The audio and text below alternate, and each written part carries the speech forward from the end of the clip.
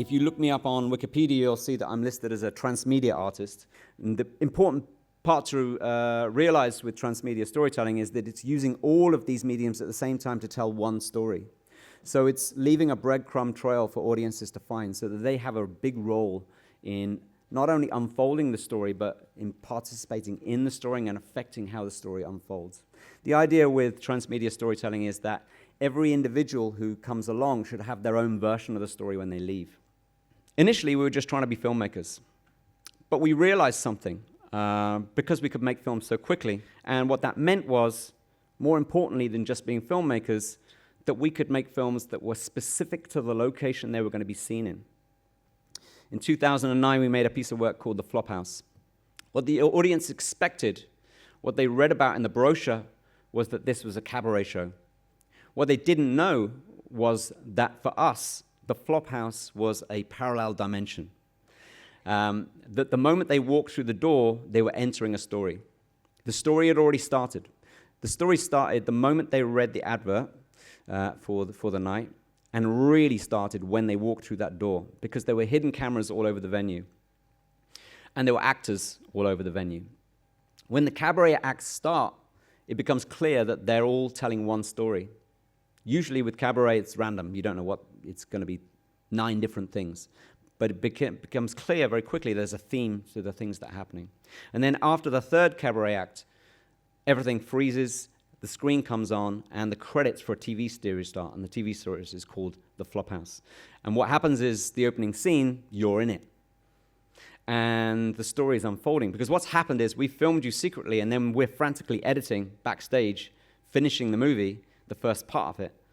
So there are 2 things going on for us as storytellers. One is we have a plan, and we're working to that plan, but equally we've got to respond to the audience who start to improvise at some point, and we have to improvise back, both during the course of the evening, but then at the end of the first episode, we leave, we have to write the next episode, and we have to make a new plan that's going to fit what the audience have just done.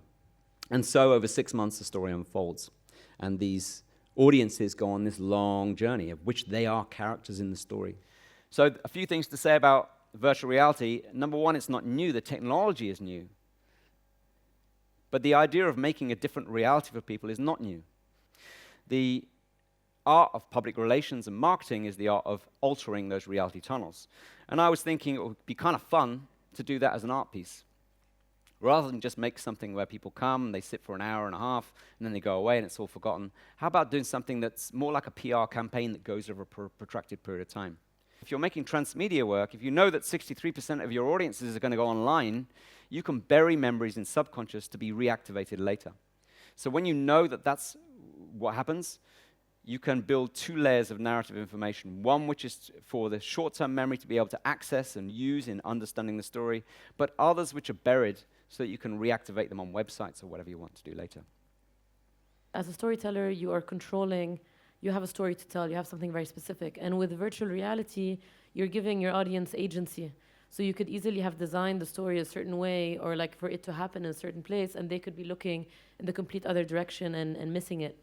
So I wanted to ask, what are ways that you found that that can help you guide? First VR piece that I made using Oculus, I scripted like a film and then realized what a crazy idea that was.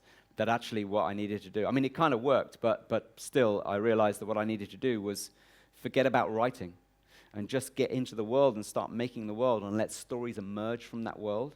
And in terms of transferring from different mediums, one to the other, it cannot be that it's essential for you to see all of it, but you need to know the nodes.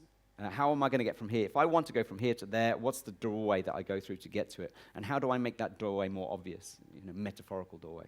Do you think virtual reality could be a tool that eventually lead us to help us to understand what consciousness is?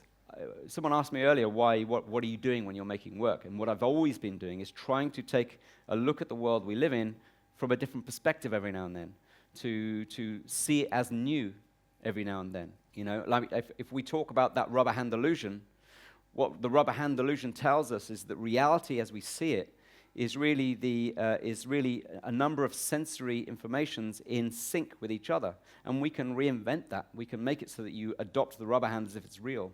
Now, if we can do that, then what else is negotiable in what is reality and what isn't?